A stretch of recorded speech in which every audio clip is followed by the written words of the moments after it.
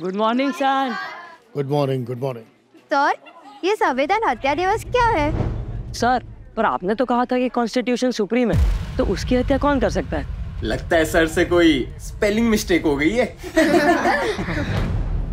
Mistake मुझसे नहीं, 1975 में इस देश को चलाने वालों से हुई है, जिसकी सोच में डेमोक्रेसी के लिए जरा भी रिस्पेक्ट नहीं थी।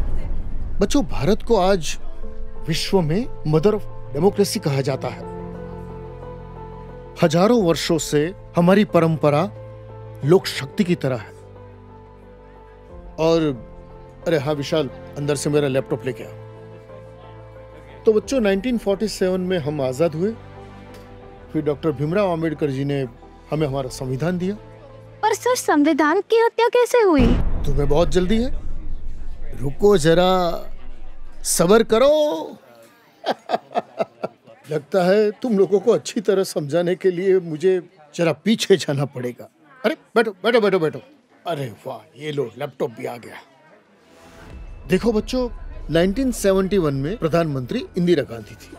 उन्होंने चुनाव प्रचार के दरमियान अपने चुनाव क्षेत्र रायबरेली में अपने फायदे के लिए सरकारी मशीनरी का गलत इस्तेमाल किया और वो अदालत में साबित भी हुआ।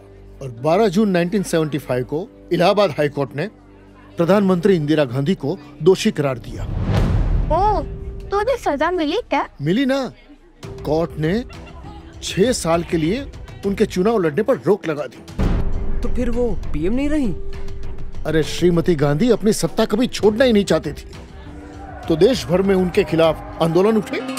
और 50 साल पहले ठीक आज ही के दिन यानी 25 जून 1975 को दिल्ली के रामलीला मैदान में भारत रत्न जयप्रकाश नारायण ने एक ऐतिहासिक रैली की, जहां अपने राष्ट्र कवि रामधारी सिंह दिनकर की पंक्तियां खूब गूंजी। सिंहासन खाली करो, जनता आती है। फिर सर? फिर क्या? जब सत्ता के टॉप पर बैठा हुआ कोई भी अपने आप को सिस्टम से भी ऊपर समझता, संविधान का कभी सम्मान न करता हो, उसका क्या हो सकता है? उसी दिन इंदिरा गांधी ने अपनी सत्ता बचाने के लिए एक खतरनाक कदम उठाया, जिसने पवित्र संविधान के मूल्यों की हत्या कर दी। संविधान के आर्टिकल 352 का दुरुपयोग करके देश में आपातकाल लगा दिया। भाइयों और बहनों, राष्ट्रपति जी ने आपातकाल की घोषणा की है। 25 जून 1975 की रात से ही देश में लागू हो गई इमरजेंसी।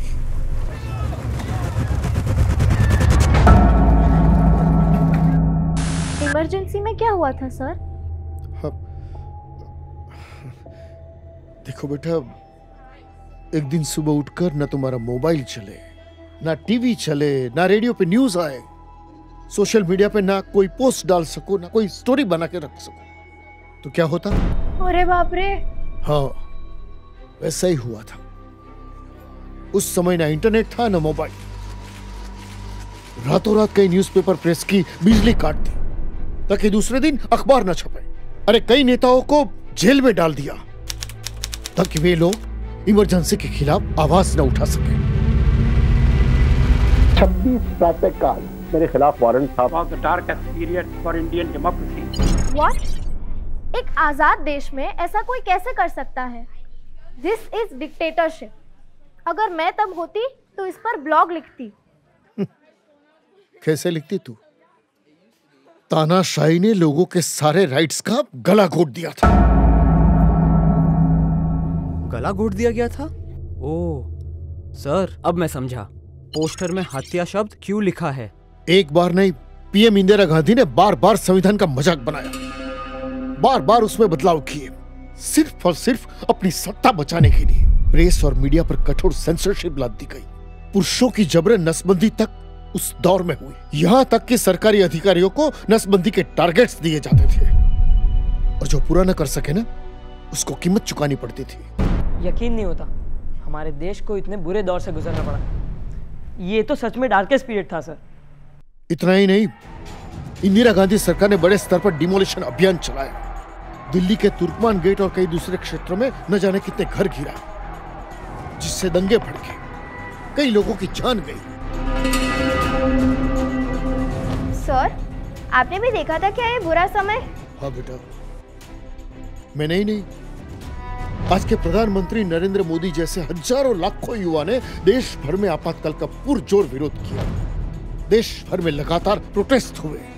लोग आर्टिकल्स लिखते थे, छिपकर छापते थे, कार्टून्स बनाते थे, पर्चियां बांटते थे, और जो लोग जेल में बंद थे ना, उनके परिवार को मदद भी करते थे। सर, इस टॉर्चर का आखिर एंड कब हुआ? बेटा, 1-2 नहीं, पूरे 21 महीने देश ने ये काला काल झेला। और फाइनली जनवरी 1977 में जब लोकसभा के चुनाव हुए तो एज एक्सपेक्टेड जनता ने अपना फैसला सुनाया। इंदिरा गांधी अपने गढ़ रायबरेली से बुरी तरह से हार गई। 21 मार्च 1977 को आपातकाल रद्द हुआ। मोरारजी देसाई प्रधानमंत्री बने। आपातकाल पर जांच बैठी, संविधान के कई सारे बदलाव को अंडू कर दिया। छी, धिक्कार है सर, हमारे देश में इतना कुछ हुआ और हमें पता तक नहीं है। इसलिए तो प्रधानमंत्री नरेंद्र मोदी ने 25 जून को संविधान हत्या दिवस के रूप में घोषित किया है। समझे? तो बच्चों, ये तुम्हारी जिम्मेदारी है कि संविधान के वैल्यूज बने रहे। बच्चों, एक जिम्मेदार नागरिक होने के नाते हम सबका कर्तव्य बनता है कि संविधान के बताए मार्ग पर हम सब चलें और भारत को विकसित देश बनाएं। खूब पढ़ो, खूब आगे बढ़ो। हमारा संविधान हमारे वर्तमान और हमारे भविष्य का मार्गदर्शक है। आज देश में संविधान सर्वोपरि है। आज भारत मदर ऑफ डेमोक्रेसी भी है और लार्जेस्ट डेमोक्रेसी भी। जय हिंद।